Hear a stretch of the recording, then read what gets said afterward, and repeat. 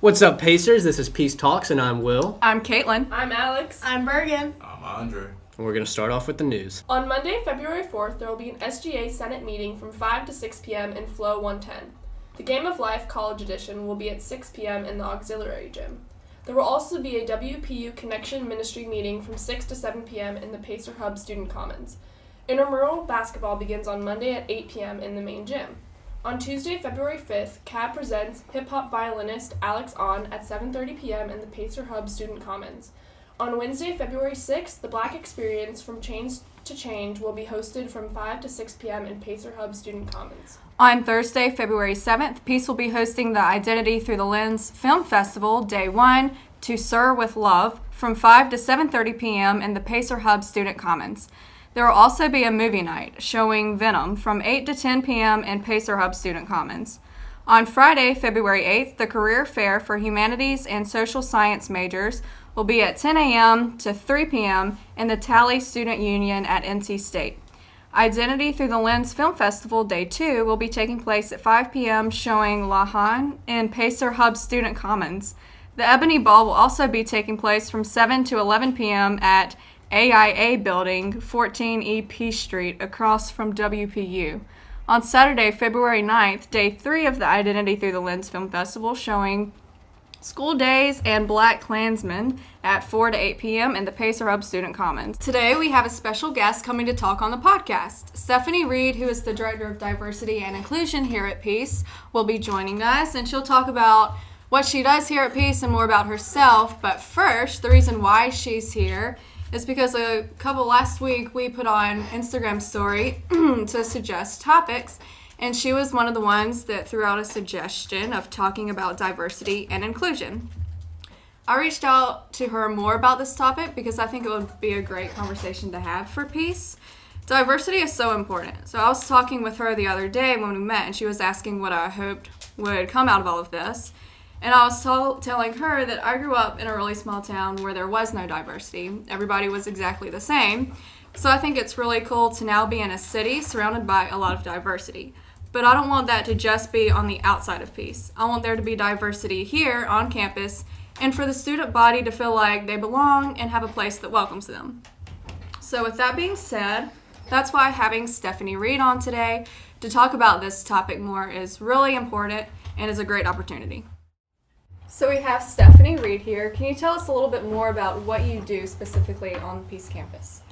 So I'm the Director of Diversity and Inclusion, and it's a new office. So I try to break up what I do out of that office into like 3 categories. The main category that I think most people remember and recognize is that I provide like programming and events that are related to diversity or multicultural interests.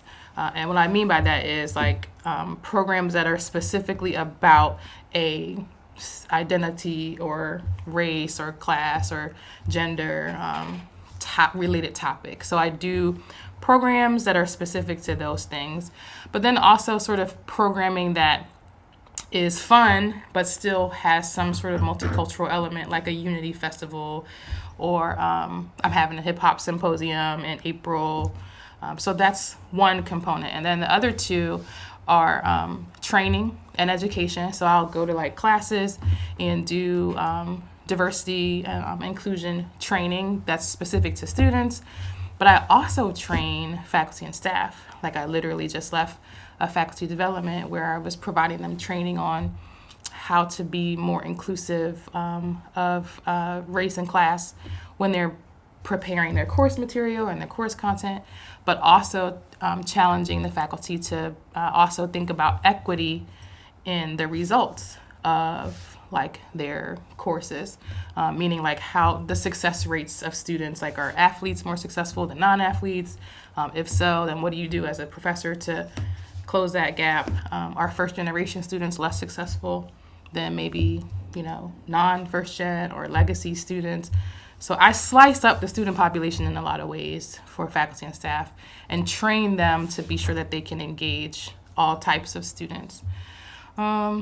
I also train every kind of student leadership role you can think of. So I'm responsible for training RAs, orientation leaders, peer mentors, sometimes SGA, and at the request of any other student group on campus.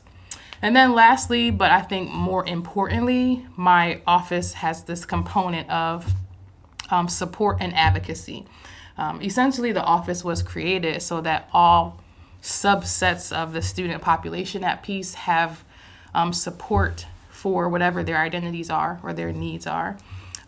So I do a lot of support and advocacy work, which sometimes is behind the scenes. So, it's not really evident from just like looking at my office or from like what you might see on Instagram, but I'm sort of a voice at important tables where we're discussing like new policies at Peace, and I have to maybe remind us like, well, if we make that decision, how will that impact veterans? How will that impact students who commute? How will that impact students who work? And it's not that other people on campus don't already do that, but I have to sort of like push envelopes sometimes. So that's a summary of the Office of Diversity and Inclusion. And as far as the events, we just had the #TBH forum last Tuesday. Yes. Could you tell us a little bit more about those events? Yes. I try to do like forums or town halls or discussion kind of events to give voice to students on a kind of consistent basis, because there are certain times of year that some things are important than like some things could be more important than others, or something could be happening on campus that students need to give voice to in a collective way. So the forum, which was called #TBH, really came out of a discussion I was having in my office with some students about how they think Peace is like really different, like it's diverse, but they also feel like with the diversity came a lot of separation. So they were like, the campus is not even as fun as it used to be. I wish we did these things, and I wish that people came to more events. And so in listening to these discussions, which I do often, I thought, well, why don't we just give y'all the space to talk about it with more than just me? So I try to take some of the conversations that happen in my office and open them up for the rest of campus. So that was the sort of impetus for the #, to be honest, conversation. So there we actually talked about a number of things. Some questions were asked during, and people were able to submit questions in advance. And some of the questions were, from anything like, why is the RA process so arduous? And I feel like it's discriminatory. To, what can we do about the fact that faculty don't necessarily recognize that so many students work? So the questions were like varied. But what was cool was that it wasn't just students there. There were also some faculty and staff there. So I wasn't the only person answering questions, because while my office is here to advocate and support, I don't always have all the answers. So I could point to other folks or say like, well, I'm glad that this was raised. This is what I can do to sort of move that conversation forward. What's most important at the end of it all is that it's a chance for students to kind of ask me anything and then figure out if there are themes in what was asked that really say that we have a particular need on campus for me to sort of plan my work around. I hope that made sense. So some questions were left at the Diversity and Inclusion office, so we're just going to ask them and have a discussion about them. So the first one was, with the Office of Diversity and Inclusion, I have noticed your office advocates for more African American groups than other minorities. Why is that? So my first answer to that is kind of like I'm a real like informal person. So my first response is kind of like, because it is what it is, right? If we look at the data, which I do all the time, the African American student population is the largest minority group. So if the role of my office is to lift up minority voices, then you'll probably see or hear the African American perspective more frequently because it's the largest by numerical data. The second is going to be Hispanic and Latino, and then the third is going to be Asian, so on and so forth. But I do also do advocacy work and programming for like the LGBTQ population. I also try to create space and opportunity for us to talk about where those things cross, which I call the intersections of those identities. So we have queer people of color on campus. We have athletes who might also be LGBT. So both of those identities as a student athlete and an LGBT person are important and have impact on the ways that students feel comfortable, welcomed, or even engaged on campus. So my work is to try to find spaces to interject those kinds of activities on campus. But just at the bare bones, like to answer the question about the African American perspective being the most visible, it's just because of the way the numbers fall. And if that shifts in, 5 more, 6 more years, which I don't think it will, it's not going to shift at the rate that it's shifting in the country, just because peace doesn't recruit that quickly. Mm-hmm. So at the end of the day, I have to go with what's being recruited and retained or not retained even at peace. That's another data point that I have to follow. There's subsets of student populations that we know as administrators are not actually graduating at successful rates in comparison to other identity groups. So that's another piece of what I have to do. Now, another question that was asked is, how have you advocated for other minorities on campus to feel supported? That's a good question. And because of what I mentioned earlier, like the advocacy piece of what I do sometimes happens behind closed doors. It's not as evident. But for instance, I just got here like a year ago, right? And in my opinion, the campus was already really behind the 8 ball. If you go to most other institutions, they have already had an Office of Diversity for 10, 15, 20 years already. So I was coming in with an extreme deficit. What is happening and why does this campus not already do these things on a larger scale? I do think Peace was talking about diversity and looking at student identities, but it was so piecemeal, one little program over here, and it was all really just programmatic. We would they'll have an international potluck, and it's that's great, but we need to take the learning beyond eating tacos and empanadas and beef patties in the cafeteria. We have to really dig into data and talk about success rates and policies and politics. So because of that, some of my advocacy work is in meetings where I'm talking with the president of the institution, or I'm talking with the head of admissions, asking them questions about, well, can you tell me why we are only going to these high schools? And with that, I have to ask additional questions. So it's kind of pushing and doing the advocating behind the scenes.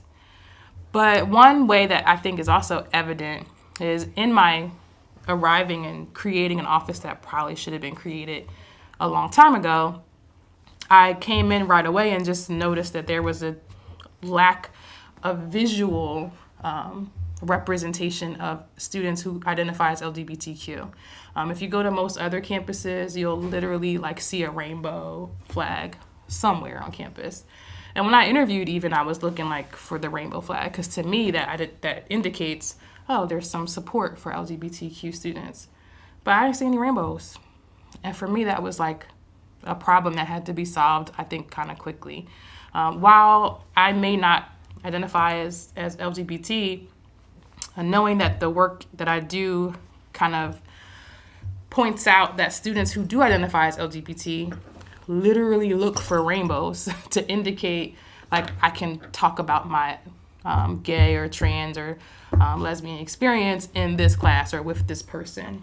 So with that, I worked with the campus to create something called the Safe Zone program.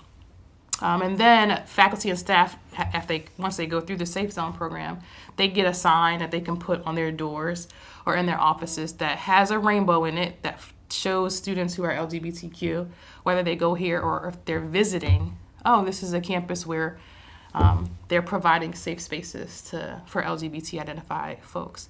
So that's one example of advocacy work that I've done and continue to do.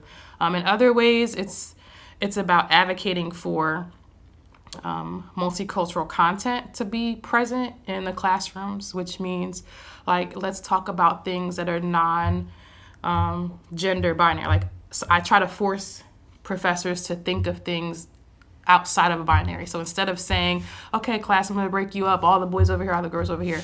So then what does that mean for students who don't identify as a boy or a girl? They're just kind of forced to either follow your instructions or to not engage. So that's another example of like advocacy work that I'm doing with professors. And then lastly, this is a really long answer. It's the advocacy work also happens on an individual basis. So because one of those three components of how I describe the office is support and advocacy, sometimes students will seek me out if they feel marginalized or they're not sure if they were discriminated against and they just want to talk about it, or if they think a professor or an administrator on campus is not respecting their identity or just straight being discriminatory or biased, then they'll find their way to my office and we'll talk about it. And in those moments, I'm doing advocacy because I then help the student to be either create a way to advocate for themselves, or I'll just sort of go with them through the process of figuring out, were you discriminated against? Was it biased? Was it not? That's what I'm here for. And so I do the advocacy work on individual levels as well. And of course, I can't advertise that because, those are usually private matters. But what's important is that the whole student body knows that I do that for any and everybody. So how will students know where to find you, or if they are in a situation where they feel discriminated or marginalized, how do they know that you're the person to contact? Like, what are you doing on campus so that people know that? Awesome. Thank you for asking that. Well, I try to promote those aspects of my work every time I go out into classes and just continue to share it. One thing that's actually forthcoming is that I'm literally in the process of writing something called the bias incident policy for campus. And so when it's complete and when all people attached to that policy and process are trained, we'll launch it on campus and it'll be on the web and it'll be part of the orientation process so students will know, oh, if something happens, this is where I go. Just like when y'all have a grievance, right? Y'all are already used to the grievance process. You know how to file a grievance against a faculty member or a staff member. So I'll basically launch a process in the same way that's connected to bias for all students to be able to go through that process. But in the meantime, I'm just word of mouth telling students and through student organizations promoting the fact that you can come talk to Miss Stephanie about any and everything. And Miss Stephanie will sit with you and then figure out if it's something that actually is that rises to the level of bias or rises to the level of discrimination. And sometimes it doesn't. But just because it doesn't then mean that it's not a trend that we as a whole campus have to try to address. I may not have to address it with the individuals involved, but I may then report it to vice presidents and say, this keeps coming up. And while I know that faculty don't intend to be discriminatory, we got to figure out how to get them to change maybe their policies or their language. So for instance, the absence policy in classes, that's a basic example. And some of our professors, and this is not just a peace issue, it's a higher ed issue, right? If you miss 3 classes, your grade drops down to this. And we have to start asking ourselves, is that really an equitable policy? Because if I'm a student who legit has to work to survive, I may have to decide 5 times not to come to your class. But does that also mean that I'm not a scholar in this subject and can pass the content? No. So then I have to sort of ask those questions behind the scenes, well, then is it fair to say every single person has to come to class every single day? It's just not really an equitable way to do business. With that absence policy, but are you scared that some students may take advantage of that if you do get that changed? Well, I'm not scared, but it's definitely a question that faculty ask. But in the same respect, we ask the same questions about students like different levels of academic preparedness. Like all students are not at this academic level. And so the first question faculty ask is like, well, I can't bring all my materials down to the level of students who need remediation. So there's always going to be the question of, if I do this for them, then it's not fair to the others. That's why it's important in my job to really educate the campus on what are the differences between including, and then what's the difference between including and being equitable. All things being equal is not always going to help us be equitable and fair, because sometimes equalness is just, it ends up creating disparities. It might be an oversimplified example, but I use it often. Like as a mom, I think about, if I treat all 3 of my kids the exact same way, is that really going to help them? Because all 3 of them are remarkably different and require very different levels of engagement. One person might need more time with me, the other person might want me to get out their face. So as a mom, I have to figure out, how do I serve them, love them equitably, so that they all have what they need to be successful in the world and to feel loved. And that might not look fair. And sometimes I tell my kids, like, fair is not required of me as your mom. What is required is that I know that you have what you need. That's it. I hope that's an example that makes sense. Yeah. Another question was, why don't people see you around?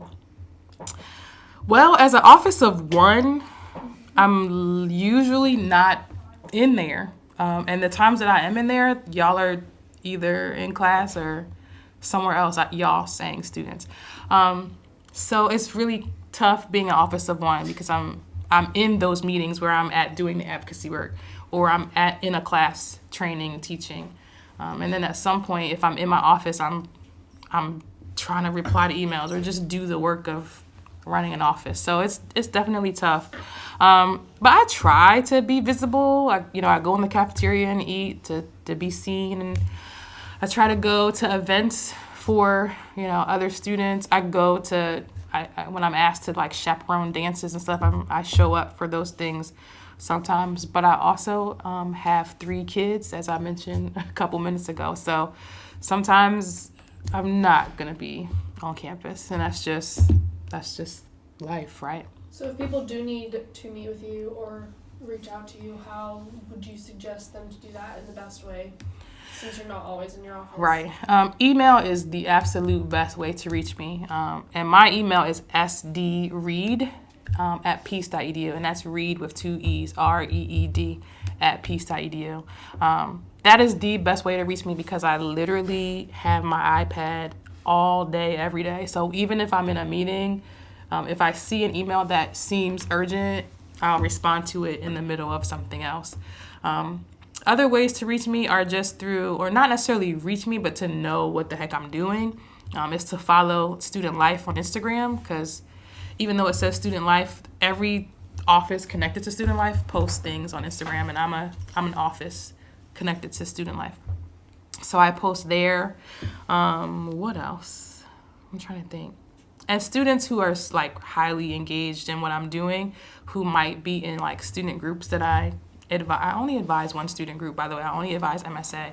But if you work in my office, I'm launching a new program called Deep. I do a lot of texting with students, but I mean, I'm clearly not going to broadcast my number on the podcast. But students who work with me on a regular basis, I'm always texting them. And usually, if a student needs to know me, where I am, and they really need to see me that day, they'll either text or email to say, are you there? If not, when are you going to be there? Because I'm coming up. So let's figure out a time that we're both available.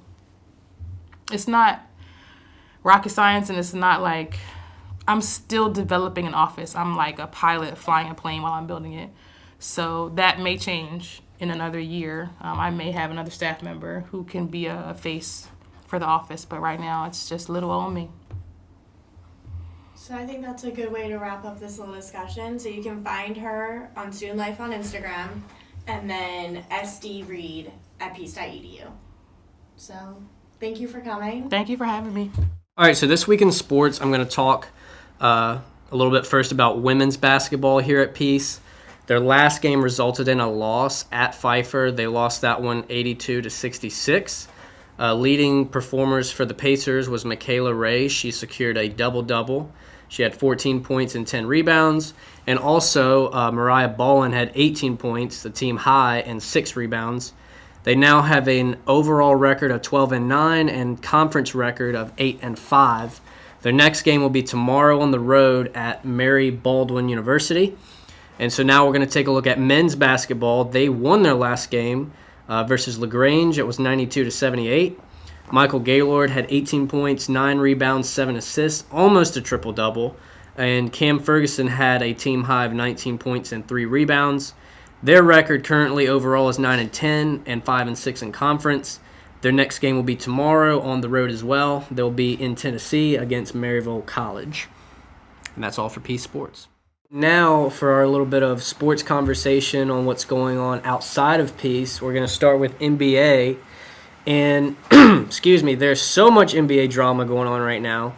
And we'll start with Anthony Davis and the Pelicans. So Anthony Davis came out earlier in the week and decided he is not going to re-sign with the Pelicans and he wants to be traded.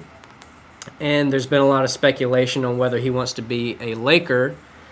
And so apparently, as time progressed this week, the Pelicans have come out and said they are not willing to trade Anthony Davis to the Lakers. So I'm kind of curious to see how that's going to play out. It's still kind of up in the air right now. They took Anthony Davis out of the pregame hype video at the home games for the Pelicans, so it's kind of getting a little toxic over there. Also, some news around LeBron and the Lakers. LeBron played his first game back with the Lakers last night. They won, and LeBron almost had a triple-double. And so it's good to see him back on the floor because the Lakers have kind of struggled without him. Also, a lot of drama going on with Kyrie Irving and the Celtics. Because, it came out a couple weeks ago that Kyrie came out and he called LeBron and apologized for how he handled their little split a couple years ago. And that produced a lot of rumors of, does Kyrie want to go to the Lakers now? And then when Anthony Davis's thing came out, they're like, does Davis and Kyrie want to go and play for the Lakers? So a lot of drama, and then it came out like a day or so ago that Kyrie doesn't rule out going to the Lakers. He doesn't rule it out. And then last night, a reporter asked Kyrie, do you want to re-sign with the Celtics or what's your future with them going forward? And I'm not going to use the exact language he used, but he basically said, I don't owe anybody anything. So, a lot of drama. And lastly, if you're following NBA news, last night Knicks star Kristaps Porzingis got traded to the Mavericks for Dennis Smith Jr., who is actually an NC State alum, for those of you who didn't know that. And also 2 first-round picks are going to the Knicks for Porzingis. And there was 3 other players involved in that trade going to the Mavericks, but they're kind of no-name players. I don't know who they are because I didn't bother to look. I didn't have to. But, Anyway, the important thing is Porzingis is going to the Mavericks, and the Mavericks are looking pretty good moving forward because rookie Luka Doncic, I think that's what his name is, has been really good for them this year. So that's your NBA news. A lot of drama. Hold on. Do you think that was a good trade for the Knicks? I think they're clearing cap space to go after Kevin Durant. So, potentially. That's what I think. Do you think they're going to get him? I don't know.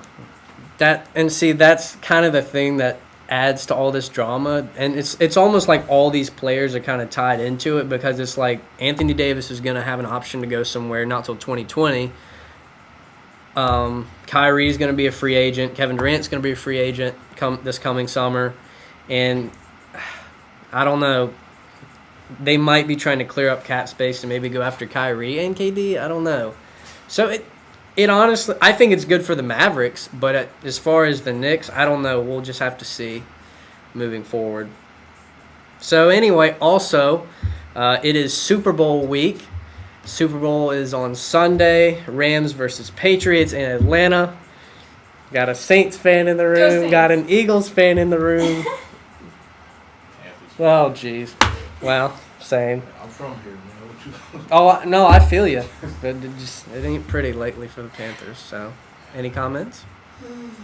I do not want to see. I did want to see them in another Super Bowl, and I definitely do not want to see them winning another Super Bowl because I just don't want to see Tom Brady happy. I know. I don't want to see it. A lot of people don't. I don't want to see him saying he's going to Disney World because I don't care. Like, I'm just, no. I don't want any of it. I don't want, no. Pats, go Rams.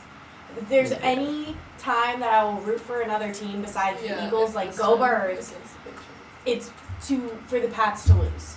Which like, is... I hate the Pats. Why? I just don't understand. Like, so many people hate the Patriots. I just don't know why. As an organization, first of all, with the whole deflating balls thing, I'm just like... Yeah, that was just... That whole scandal, and then they, like, handle it so poorly. And then, as an Eagles fan, obviously, I hate anyone else who's in the Northeast. So I'm just like, Redskins, hate them. Pats, hate them. Cowboys, hate them. Like, anybody in the NFC, I'm just like, I hate you. Yeah. I mean, I'm a true, like, Philly fan. Like, I hate everybody else, and I love Philly to death. Mm-hmm. Like, that's my reasoning for hating the Pats.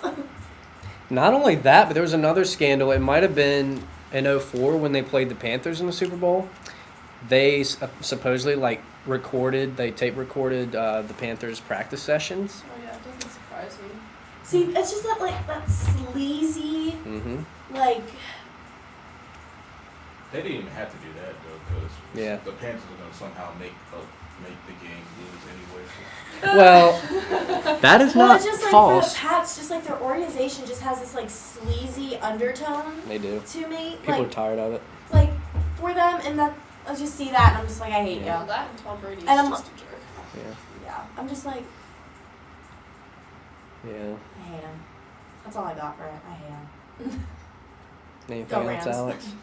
Nope, I'm Saints, but Yeah. still upset about the... Well, you don't know who to pull for because Rams screwed over the Saints. Yeah, but That was- I'll vote that for the call. Rams before the Patriots. Oh my That call was god. ridiculous. I watched that replay from so many different angles, and I was just I like, couldn't. I just kept getting more angry each time I rewatched it. I mean, he got popped, and they Yeah, didn't it was call not a good anything. call. It was a terrible call, but I don't want the Patriots to win, so I'll root for the Rams before the Patriots. Yeah. Easy, because I hate Tom Brady.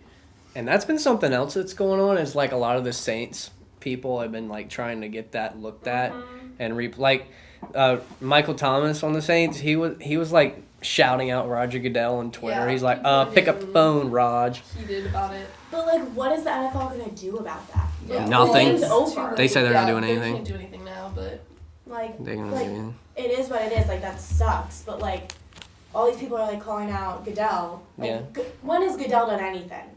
Never. Exactly. So Never. what is so different about like a messed up call by an NFL ref? Like what's new in that round two? And Like, he even said it, like, I think it might have been yesterday or the other day. He came out and was like, yeah, we're going to take a good look at this and we're going to learn from this moving forward. And I'm just like, empty words, empty words. That's all Goodell's got for anybody's empty Yeah. words. Just we'll learn. Well, when are you gonna learn? Because NFL refs are notorious for missing calls. Like, Yeah. what do you mean we're gonna learn?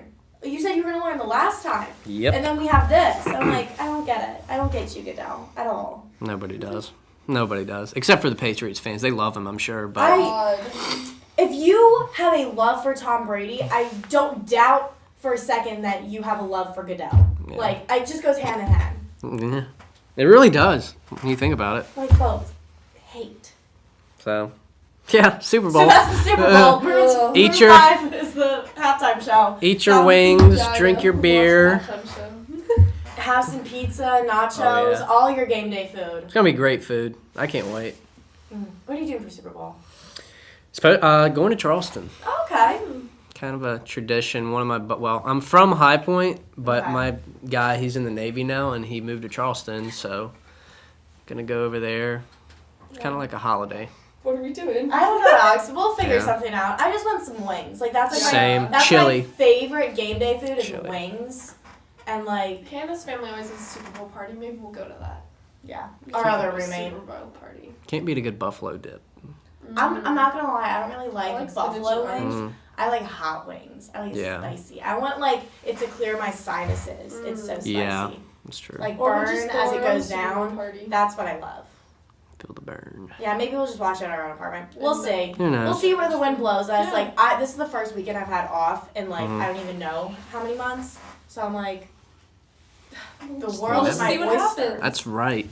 So I'm just like wherever the wind blows me, that's where I'll be.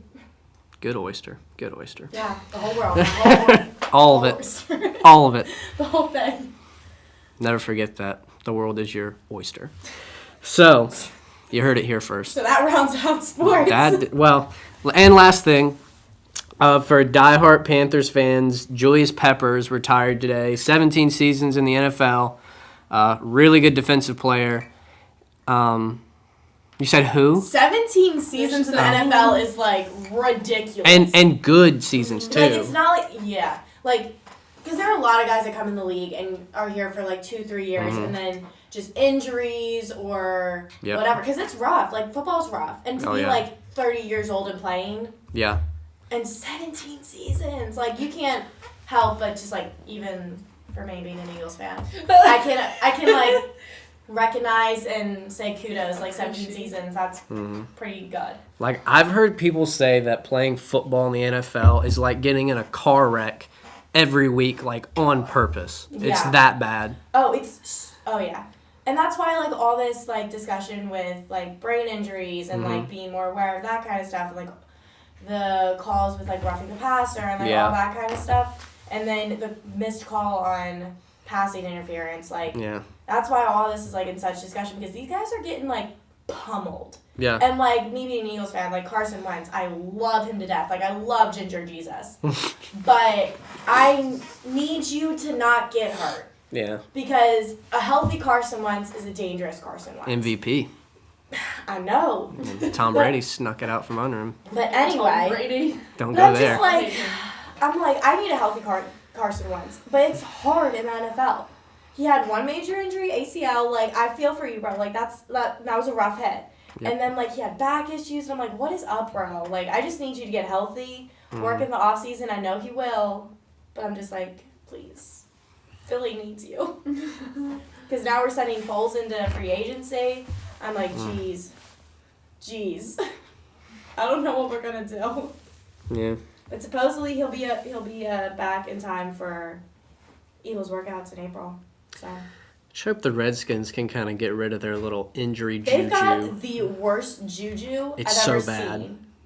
It's and like so bad. I don't like to see players get hurt because that was absolutely disgusting to watch. when Yeah. they play.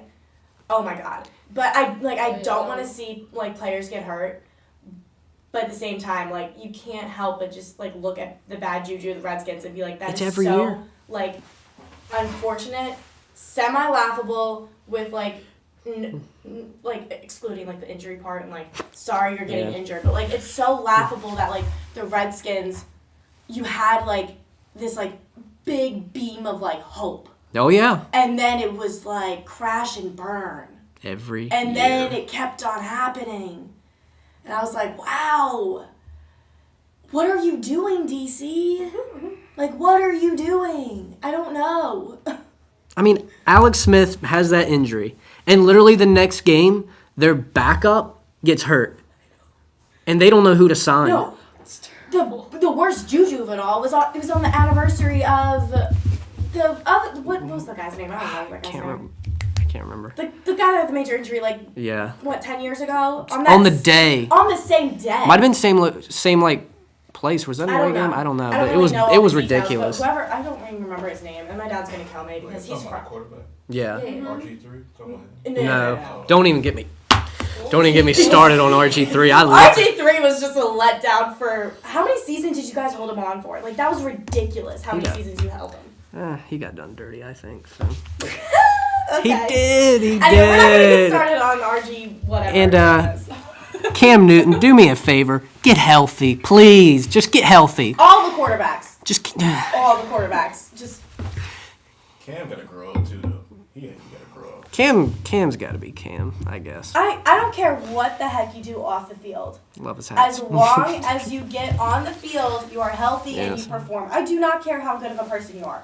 Thank Yes. God Carson Wentz is like a man of God and loves him some Jesus. Yeah. And he posts about it and he's just like an amazing person. He works with kids. He has his foundation. He has a beautiful wife and like a lot of golden retrievers. And I'm just like, oh yeah, he's got like 3 or 4. He just got a new puppy. Anyway, I know way too much about him. Like him just because of the puppies. I see. But I'm just like, you can't help but love him, you know? Ginger Jesus. Ugh. I can always bring the convo back to Carson Wentz. No problem. I think it's funny how much you love Carson Wentz and how much you hate Tom Brady. And it just so happens the year he would have won MVP, Tom Brady took. And the thing is, he went out in week 14. I think that was the week he got injured. He had more touchdowns and less interceptions than Tom Brady did for the whole season, and he played less weeks. And Tom Brady still won the MVP. I wish you guys could see her face right now. Like he still won it. Listen, I know. And I'm just like, I mean, it kills me. But I'm also just super sad about Nick Foles because Nick Foles I like. This is my thing. This is the thing I will always say is Carson Wentz got us to the point where we were the year that we won the Super Bowl last year. We were still world champs. Okay? We have T-minus 2 days till that's over. But we are still world champs. Carson Wentz gets hurt. Foles, our backup, wins us a Super Bowl. Yeah. Like, yes, he was a starting quarterback, but before that, he had the starting experience. Like, I don't care, but he was our backup, okay? Our backup quarterback wins us a Super Bowl. I'm sorry, but, like, screw you, Tom Brady. Like, our backup beat you. Yeah. So I'm like, are you really that good? And I'm like, that's a very bold statement, but yeah, Tom Brady's actually kind of a good quarterback. I hate you. You're good, but I hate you. He is, but a lot of people think he's gotten slightly overrated, honestly. A lot of people think he's gotten very lucky over his career. Listen, I don't like to make a lot of bold statements about football because my knowledge of football is limited to the Eagles and my hatred for Tom Brady. I hate Tom Brady. But I'm just like, I can't, I don't even know where I was going with that. I just got so caught up on my hate for Tom Brady that I just like lost my train of thought. What were you gonna say? I forgot. I was. Do you want to just wrap up sports? We'll wrap it up. That was sports today. Moral of the story is, watch the Super Bowl. Yeah. Hopefully Tom Brady loses. Please. Tom Brady sucks. NBA offseason, it's going to be good. Yeah. And salute to Julius Peppers. And Cam Newton, please, just get healthy. Just get healthy. Get healthy. I just need all the quarterbacks to get healthy. Yeah, well, I don't know what's going Please. to... And Redskins just... I don't know. That'll do it for sports. See you next week. All right, so welcome back to our conversational portion of Peace Talks, where we discuss what's going on here on campus or what's trending. And if you recall, last week we had a little discussion about the couches and flow on the second and third floor and how we wanted those back, and we had a poll and everything. Well, the couches are back, people. The couches are back. They will be coming back at the end of February. Yes. New couches, I assume, but couches. They were brand new ones. So the comment I made last week was like I was kind of indifferent to the whole thing because I didn't have any attachment to the couches. And now that they're bringing them back, I'm like, okay, like thank you for listening to the student population, but like I'm still like, sure, okay, I'm here for it. Like people are suggesting beanbags now too. I saw that on the board. I was like, you know what, I could be down for a beanbag. Mm-hmm. I used to have beanbags in my basement when I was a kid. I love beanbags. Awesome. Yeah. I popped like 5 of them, but they're awesome. I just think about smacking somebody with one of those beans. Oh, yeah. Beanbags might be dangerous. I'm going to be getting smacked all the time with those things. I can feel it. By who? Alex? Alex? Caitlin. I'm too lazy to be hitting people with beanbags. I just hit you with my words. Ooh! Ooh, that was real That was spicy. good. That was spicy. So anyway, the couches are back, and now Andre's going to introduce our. I'm sorry. Andre's going to introduce our topic for this week. All right, now this week I was thinking about some things and just looking at the world, and relationships is a good or a bad thing for certain people. People may value or not value them in a certain way. So I'm just trying to get the roundtable of how y'all feel about relationships in y'all lives.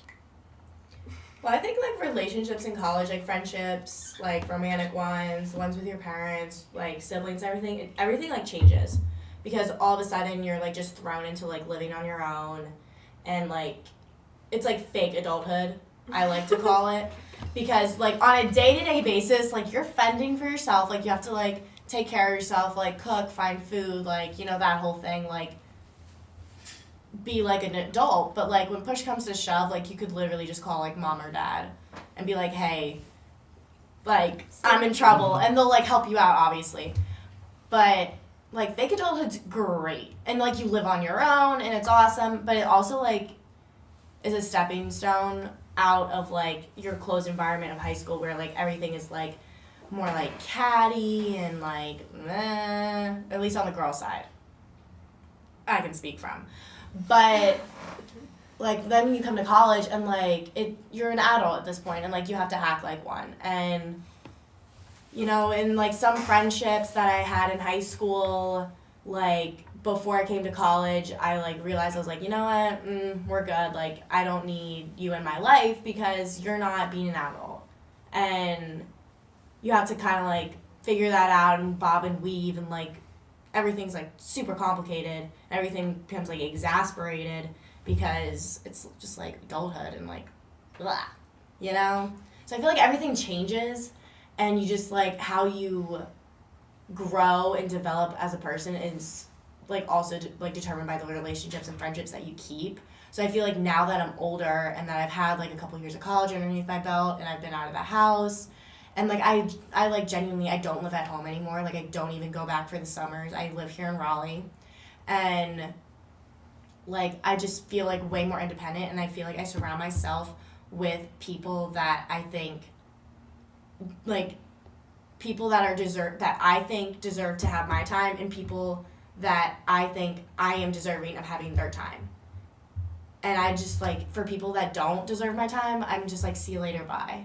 Like I just don't want to waste time, because that's just like pointless to me, you know? Anybody else want to comment? I've had my fair share of relationships at the college level, and you know, I've learned all I need to know about relationships from those experiences, I feel, because I know what I'm willing to tolerate, what I'm looking for, and yeah, just what to look for and not look for in people. Well, I feel like you grow with every relationship that you have, Yes. and you like learn what works for you, what doesn't work for you. So like for me, I learned that I'm an independent person, and like I will call you or text you when I need you. And like I'm a person that can ask for help and be like, I'm struggling right now, da-da-da. But like for someone to be like constantly there or whatever, unless you're like my roommate, because you obviously constantly have to be there because I live with you. So like, hi Alex. So like obviously like I'm constantly around Alex, and like we work well. Yeah. Like we work well as friends, and like we work well as roommates. We like are very respectful of each other's we're in space. our room and the door's closed, Yeah. do not bother me. Yeah, exactly. Like if your door's closed, and if like you need them, you knock, and like there's like common courtesy like that. Like we work well as roommates. But I've learned in like romantic relationships, I haven't had a fair share of romantic relationships, like serious ones at least. And I just know that right now in this like point in my life, it's not a priority for me, because like I feel like I have all the time in the world to be dealing with that stuff. And like right now, like I'm an athlete, I work, I have friends that I like, and like life happens, and I'm like, and that's like that's time I don't want to take from other stuff to go towards that, especially because like that's a lot of work. Mm-hmm. Like Yes. a romantic relationship is a lot of work, Yes. because yes, you are not dependent on this other person, and you guys shouldn't be codependent, but like you guys are intertwining your lives. Mm-hmm. And it's just like ew. That's like scary. That like We're scary. too young. We're I too know, young. like serious commitment is like scary to me. Like And you know bro. what's funny? Is that we have people that we went to school with, like in high school, and they're already married. Yes, it's crazy. And they're having kids, and I'm like, It's crazy. I don't. you haven't understand. done anything yet. I know. I'm There's just so like much life still ahead of you. Yes. I feel like I want to live life, and whether I find that person like now or in 5 or 10 years or whatever, like I want to be living my life. And like I know I don't want to have kids till like literally earliest 26, and that's pushing it. Like I don't like I just want to live life and like know myself before I raise a child to know how to do that. You know? I got in my first like adult relationship. I haven't had one of those yet. I'm not gonna lie. Me either. I haven't had one. I got my first adult relationship the summer after my freshman year of college, and then it lasted into my second year / a little bit of the third, but that's another story. On and off. It happens. Oh, it was. Look, when I tell people about that relationship, they are so entertained, and it takes like 30 minutes to tell the whole thing at least, because it's just like, And that's like the short version? yeah. It's the It's 30-minute like- version. Because like this thing will be happening and it sounds like, all right, that's it, and then I go, so then you go a little bit further, and that goes on about several different times. But anyway, that was one thing that kind of started a lot of crap in that relationship, and that's when I was like, okay, yeah, I might want to consider getting out of this. When they were talking about like stuff as far as like big stuff in life, like future stuff? yeah. That, Like really real adult stuff. Like yeah, like, I don't mean to put this person on blast, but they don't exist in my life anymore, and they don't listen to anything I do, so... Don't say names. No names, nobody would never. know. Nobody would know him anyway, but it's just like, they were talking about wanting serious stuff, like, within the next 3 years or Yikes. something like that, like, serious is stuff, that like... okay if I ask if it's like marriage or kids or like moving in? Both, like all of the above? marriage and kids, and Oh, I'm... gosh. Ooh. Well, I mean, and- some people are ready for that at an Yeah. earlier age. Yeah. And like it just sounds like you guys weren't on the same page. No, and they were like, that was like their thing, like they wanted that within 3 years, and I'm thinking, that's 3 minutes from now, like that's gonna Yeah. go by like that. Yeah. And so to me, that's when I kind of started to learn, okay, like this is what I want, and I need to kind of make sure that's what That I'm in gonna the future, get. whoever I'm dating knows that like that's my life plan as an individual. Is like I don't want to do any of that kind of Yeah. stuff until I'm more than 3 years down the line. Yeah. At 3 least. years? That's bad. Yeah, that's what I was thinking. I'm like, That's crazy. that's gonna go by like that. I mean, that's now. Yeah. That's now. That was like 3 years. Yeah. That's like now for you. Yeah. Yeah. That's crazy. No. And I got news for you. I ain't looking for none of that stuff anytime soon. I'm with you, bro. Like, Life is out there, and Yeah. Yeah. I ain't tying myself down. I mean, because like we have to worry about other stuff like Yeah. graduating. That's a big one. Jobs. For Jobs Yeah. post grad. Like if you go. I want to travel. If you Like, go the job Yeah. route, or if you go to grad school, if you're deciding between the two, like, I know some people who have decided their major and have no idea what they want to do with their major. They just know that they want to be in that field. And that is, like, perfectly fine. But, like, you need time to figure yourself out Yeah. as, like, a functioning person in society before you start looking at, like, family and kids and marriage a and, like, all that functional kind of stuff. individual. Like, Yeah. Yeah. Like an independent person in life. Like you need to like be able to like pay your rent and like live independently, like away from your parents and like off their health insurance, like all that kind of stuff. Like that's like big life stuff for me that needs to happen way before I even start to think about bringing Yeah. another life into this world. God. Yeah. Oh, like that. Oh, that like scares me so bad. Like Yeah. kids. That's- Like I coach volleyball. Like I will gladly hang out with my 15-year-olds twice a week at practice and like chill and like Having your coach own kid. and teach them something that I'm like I know a lot about. But as far as like teaching everything about life, like jeez, that is like, whoo. I'm like literally my cheeks are so red. That's making me like so. I don't even like kids. I mean, like I'm gonna have one because I gotta pass along this, but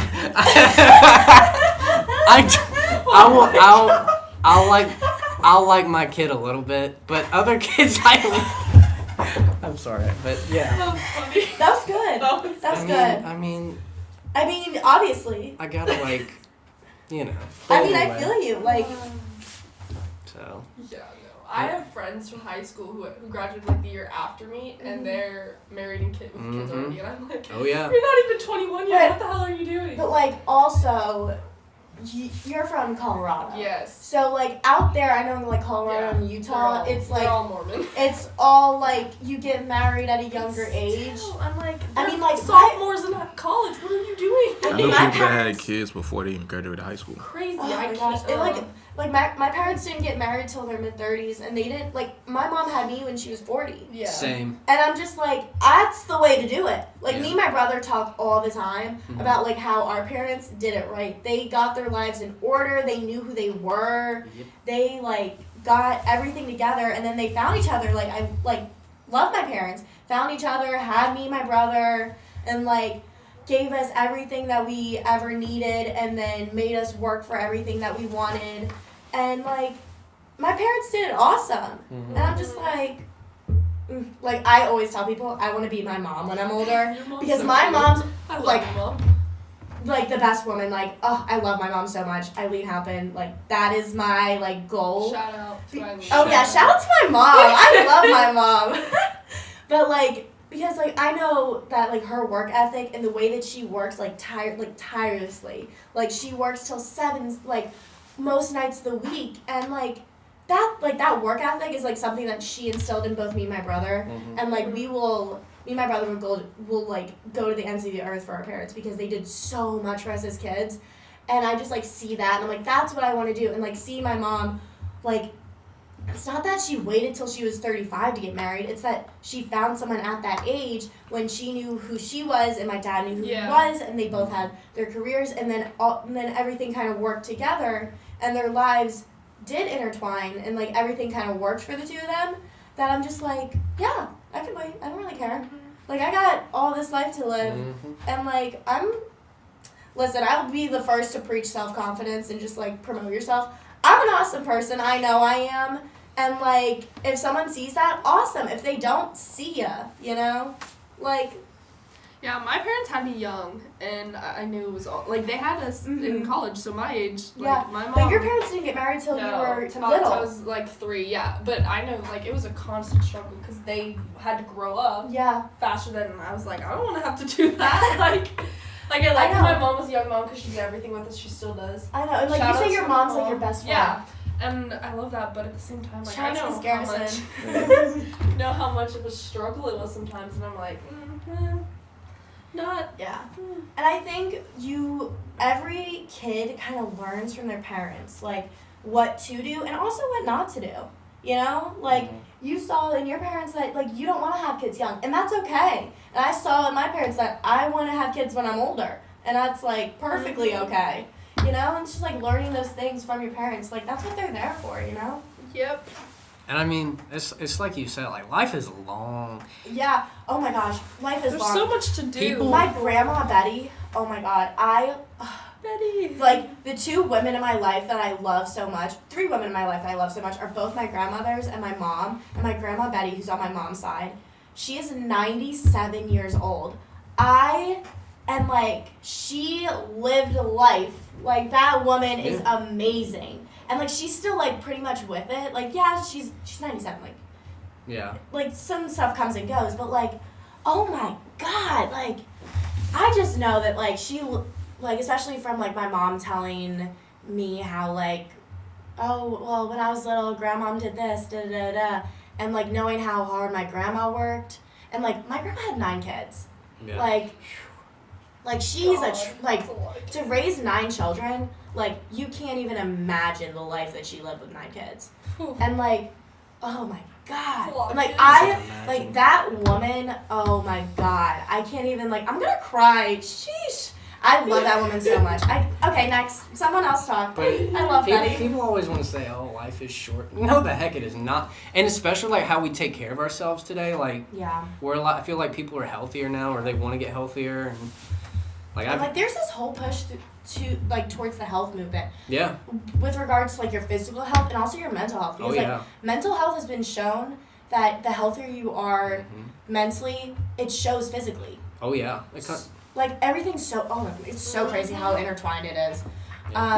But yeah, like, this whole, like, health movement, mentally, physically, everything, like, this whole body experience, like, this whole body movement towards it is, like, crazy. And, like, it's making us live longer. Like, geez, my grandma's 97. Might as well enjoy it. Like, I know. And, like, yes, Learn life is to- short. Like, time goes by fast. yeah, but, you like, want to take advantage of it, but at the same time. but, like, I'm taking advantage of my younger By years. myself, I want to be yes. young. I We're want to, like, kids. act young. We are We are kids. kids. Jeez, like, that's why I'm a fake adult. Like, I'm above 18, but, like, jeez, that doesn't mean anything.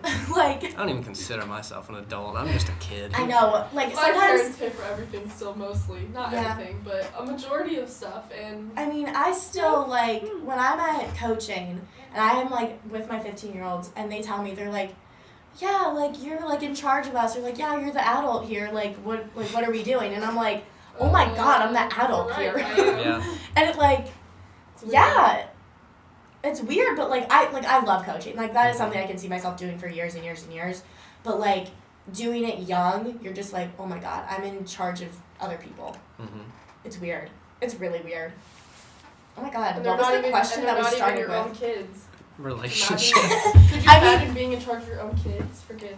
At Yeah. this age? See ya.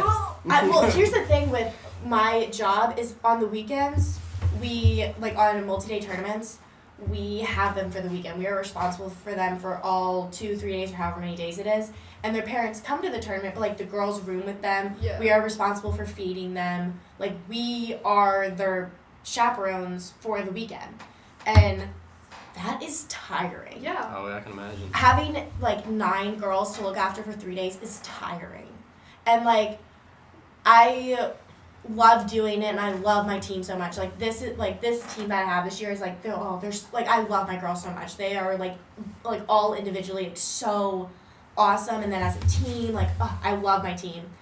But it is just tiring to take care of 15-year-olds for 3 days in a row.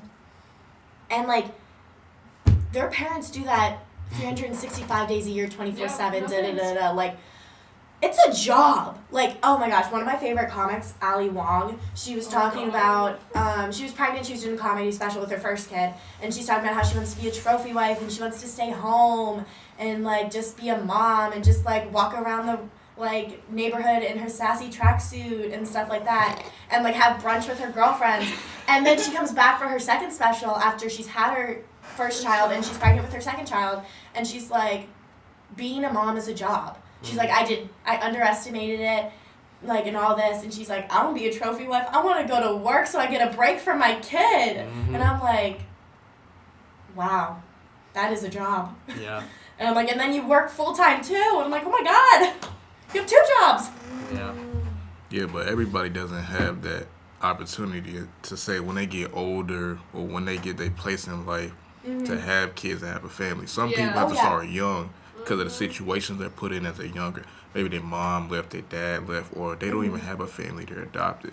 Yeah. So I get what y'all saying, but everybody doesn't have that opportunity Yeah. to say, oh, I'm going to wait till I find my career or till I know who I am Yeah. to have a relationship. And I know with, like, Personal, I know with, like, some women, now that we're looking at, like, fertility for, like, women and, like, couples trying to have yeah, children. It's an issue a lot with Like, that. fertility is now being also pushed in the forefront of, like, hey, like, not everyone can have kids.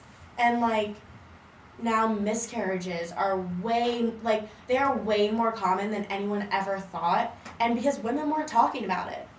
And now that we're talking about these, like, issues with miscarriages and fertility and how it's, like, so much harder to actually, like, have a child than most people think. And then when you wait at an older age, your chances of having a kid are slimmer.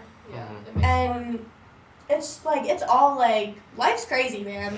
So like, whatever. So that's a lot of the reason why people are having kids younger. Yeah. Which makes sense, but. Because of all the fertility stuff, but then you have these advances in fertility where you can freeze your eggs and you can do IVF and all these things, and like, sure, not everybody believes in doing those. Or can afford all of it, yeah. It's expensive to do hella all that kind of expensive. stuff.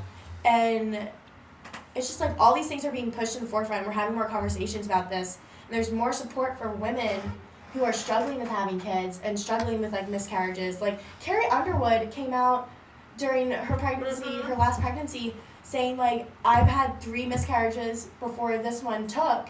And she's like, and that's a heavy burden. Like, for some people, you say it's a clump of cells or whatever, but like for some people, that's a child that they lost. And some people grieve those 3 children that you lose, or how many miscarriages that you've had. That's 3 deaths that you're taking on as a person. Like, imagine like losing someone in your life, or if you lost someone in your life, and then like times that by 3. Like, that's insane. Crazy. Because like grief is like this whole other like monster that's like really like, oh my god. Like, grief is like so mentally like exhausting and always in the back of your mind. Like, and to have that like 3 times, and it's not just like a grandparent, or like, I'm not diminishing like losing a grandparent, because I've lost grandparents and like it kills. Yeah. But like your own child. Yeah. Like, that's what people say is like losing a child is like one of the like, oh, it kills people. Like, it literally like kills them from inside. Like, people have like literally died from broken hearts because this stress and this like grief has taken over their bodies, and that they literally are dying inside. Literally. And it's like that whole thing of like mental health is like coming out in physical. Because that's where symptoms. it starts. That's where it starts. Really, a lot of It's times. like something is wrong in your body, and your body is showing it, whether it's mentally or like you're like have a gluten intolerance or whatever. You know, like, it's crazy. Like, just like all this conversation that we're having now is like so awesome, because it's like giving women voices who have miscarriages, and like men voices who also grieve those miscarriages, because that's their child too. Yeah. And I think like giving voices to people that aren't, or like having conversation about things that really we don't have conversation about. So like this whole push to mental health, this whole thing with fertility and like all that kind of stuff. I think we just need to have more combos, you know? Yeah. Talk about stuff, and that's what we're here for. Where did this question even start? I feel like we've been talking for like 20 minutes. It's like we're going down one lane. They all connect, kinda. Yeah, we get back to the source, but like this is like the whole like weird thing about like relationships in college is like this is where we're like figuring out. Yeah, you have to start thinking about that in college. Like figuring out stuff like what traits you find like attractive and that like work with your traits, and like what things that you're like that's a deal breaker. Like, I'm sorry. Yeah. Like just figuring out those needs and those wants and like deal breakers, but also like stuff that you can live with. Like, you know, like both my parents have different political views, but that wasn't a deal breaker for them. But some people that is. And both my parents are Catholic, and that was something that was important to them. So it's like those like gives and those takes, you know?